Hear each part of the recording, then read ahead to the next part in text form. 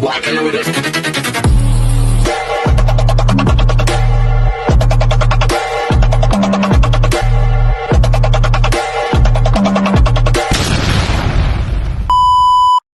Hi everyone! Good evening! I'm back! It's your Mama Sam dito sa Sam TV. Kamusta naman po kayo mga amigo, amiga, kumare at kumpare? Sana lahat kayo ay okay na okay ngayong araw na ito. Syempre kung ako naman ang tatanungin nyo, nakikita naman ninyo ang ganda ng Mama Sam ninyo. Napaka-fresh overload pa rin, diba? Ganyan talaga kapag Diyosa ka, charot. Pagod tayo ngayon kasi nga ang dami nating ginawa. Pero laban lang. Alam nyo naman ako, lagi naman akong palaban.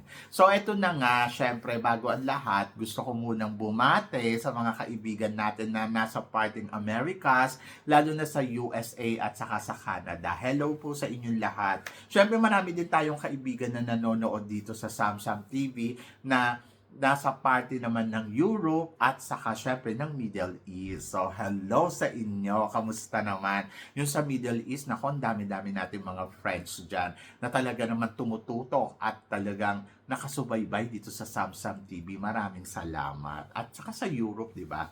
And then sa Australia, nako, ang dami din natin mga kaibigan dyan na talagang, ay naku, sumusubaybay sa atin. Thank you. At saka syempre sa Philippines, 'di ba? Sa Asia, sa buong Asia, sa Africa, ayan, ang dami natin mga friends dyan.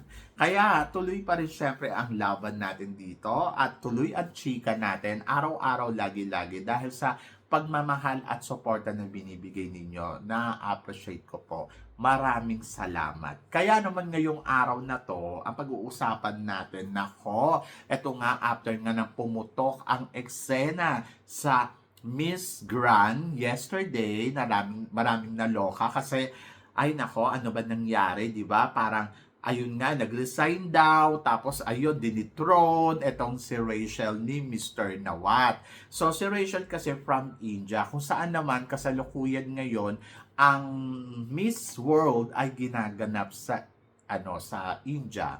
Ang mga bagay ngayon na nangyayari dito sa Miss Grand, ang tanong sa akin, Mama, sa tingin mo, makaapekto kaya ito sa mga kandidata katulad ni Thailand at saka ni Philippines kung saan nagko-compete doon sa India. O, di ba? So, nakakaloka kasi nga daw, si Rachel nga daw from India. And then sa eksena na nangyari yesterday, syempre napanood na ng mga hurado ng India ang mga eksena ni Rachel. At ayun nga, nawo-worry nga ang lahat na baka nga itong makaapekto doon sa laban natin sa Miss World o kaya kay Thailand. Alam niyo, sa totoo lang guys, ang cheap pa isipin, no, kung makakaapekto ba siya o hindi. Parang feeling ko ibang organization naman yon. Kaya lang kasi hindi ko lang alam sa India ba, yung unity ba nila pag naagrabyado yung isa, ano ba sila, saan yung puwersa ba sila, yung mga ganon. Pero parang feeling ko naman, mga professional naman sila. Wala namang kinalaman yon sa laban ni Oppo at saka sa laban ni Krishna doon sa Miss World ang nangyayari sa Miss Grand. Magkaiba silang organization. Kung meron man sigurong maaapektuhan ng bonggang-bongga or magkakaroon ng damage problem o sa eksena ni Rachel, I think si Thailand. So, yun yung nakikita ko kasi wala namang kinalaman ng Philippines dyan. Parang, ano ba, tayo lang yung sumalo ng corona pero hindi naman ibig sabihin nun ay parang gusto natin na ganun yung mangyari, di ba? Parang hindi naman ganun yung gusto natin mangyari. Kaya lang, syempre, ang talagang may na maapektuhan dyan ay si Thailand. Kasi si Thailand, siya talaga yung connected kay Mr. Nawat, di ba? Kung iisipin mo, si Mr. Nawat ay kahalubilo nila doon. Kumbaga parang baka mapag-initan. Pero ang iniisip ko naman, hindi naman siguro gagawin ng Miss World yun. At hindi naman gagawin siguro ng mga ibang taga-India na alam mo yung personally nila yung nangyayari kay Rachel and then gagawin nila, gaganti sila dito sa Miss World kung saan nagko-compete yung candidates ng Thailand at saka ng Philippines. Siguro wala namang mga ganong eksena. At parang feeling ko wala namang pakailam ang Miss World, di ba? So, wag nating isipin yon. Kaya doon sa mga nagtatanong, wag na kayong magtanong ng mga ganyang tanong kasi parang masyadong hindi naman yun nasasakupan ng Miss Grand. Kumbaga parang magkaiba naman sila. So ako, yung mga nangyayari yesterday sa Miss Grand, common yan na nangyayari sa lahat ng pageant. Kahit nga dito naman sa Miss World, may eksena din naman yung mga kandidata dito, di ba? So may umuwing kandidata. So, ganun talaga. It's about attitude kasi. Ang pinag-uusapan dito, yung attitude ng isang kandidata. Kaya nagkakaganon yung sitwasyon. So, iba-iba ang tao, merong matiisin, meron naman na parang naiintindihan ng lahat ng nangyayari, merong talagang masyadong sensitibo para sa kanila yung mga ganong sitwasyon at hindi nila naiintindihan. So, ako, para sa akin, ang dapat nilang gawin ay dapat kung sasali ka sa pageant, you have to know yourself talaga. Yung kung ano ba ang gusto mo talaga mangyari, saan ka ba pageant pwede. Kung tipong tatahi-tahimik ka at para kang introvert, hindi ka dapat pumunta sa Miss Grand. Kasi ang Miss Grand kasi more pasabog, more eksena, more ingay, diba? So yon, lalo na may mga business dyan. So, kung ang gusto mo maging speaker pala ng buong mundo, pumunta ka sa DCRH. Charot. So, yun. Nakakaloka. Tapos doon ka magsalita para naririnig ka ng mga kababayan namin. Ayun pala ang kailangan mong gawin. Maging newscaster. Ganon. Anyway, so, patawa ko lang yon. Ang akin kasi dapat kapag gray na ka, dapat talagang aware ka dapat kung saan ka pageant sumali, ano ba ang meron sa organization na to, and then doon ka tumutok. And then doon naman sa Miss Grand organization, siguro dapat talaga it's time na rin na ayusin nila yung yung nangyayari ngayon sa pageant nila kasi parang feeling ko masyadong talagang nagiging ang daming eksena na sa Miss Grand, taon-taon, di ba? So, I hope na sana maayos na nila yon. Kasi, sayang, magandang pageant ang Miss Grand, malaking pageant sila.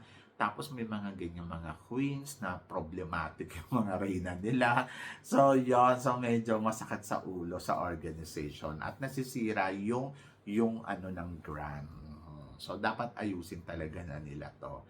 And then, sa Miss World naman, parang feeling ko naman, ongoing naman ang bakbakan dyan ng mga kandidata. At nakikita naman natin na umaariba pa rin si Philippines, ayaw din magpaawat. At yon, doon pa rin siya na talagang inilalaban niya pa rin ang Pilipinas. At sana maganda ang maging ang maging resulta niya dito sa Miss World, di ba? Kasi syempre ang hangad din lang naman natin, syempre may uuwi natin yung second crown sa ating bansa. So medyo mahirap to, but tiwala lang talaga sa kandidata natin at tingnan natin kung anong mangyayari sa Saturday na, di ba? Exciting to, pero doon tayo papunta na tayo sa exciting moment. So, konting-konti na lang, di ba? And then, sa lahat naman, laban lang, oo. So, sabing ganon, nako, tingin mo Mama Sam, si Oppo ba ang mananalo ng multimedia? Parang feeling ko, yes, si Oppo kasi yung pinakamataas yung boto, yung views. And then, parang feeling ko, ang hirap habulin kasi halos kalahati ng lamang ni Oppo kay Philippines eh.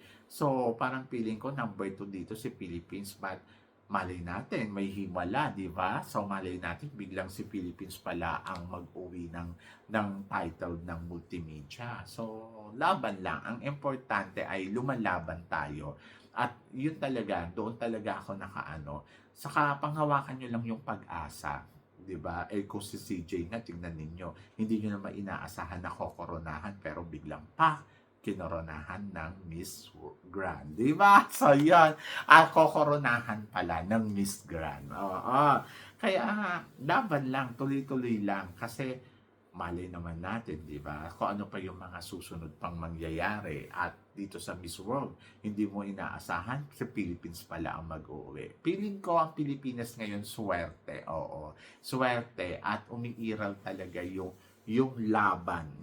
At yun yung importante, yung lumalaban ka ng bonggang-bongga. At yun yung abangan natin sa mga mangyayaring eksena dito sa Miss World. So yun, so kayo guys, ano guys ang tingin ninyo? Makaka-apekto nga ba to kay Krishna at saka kay Oppo sa laban nila sa Miss World sa mga nangyayari ngayon dito sa Miss Grand? So tingin nyo, connect kaya yan. So, yon. So, please comment below para at least malaman ko naman kung ano naman ang chika mo para syempre happy-happy tayo. So, syempre maraming salamat po sa inyong lahat sa suporta at pagmamahal na binibigay ninyo syempre dito sa channel ko. At sa mga hindi pa po nakaka-subscribe, please don't forget to click like and subscribe my channel at i-click nyo na rin ang notification bell to more updated. Syempre, sa aking mga chika, sabi ng ganon, always keep smiling and laban lang. So guys, hanggang dito na lang. Hanggang sa muli nating chikahan. See you tomorrow. Thank you guys.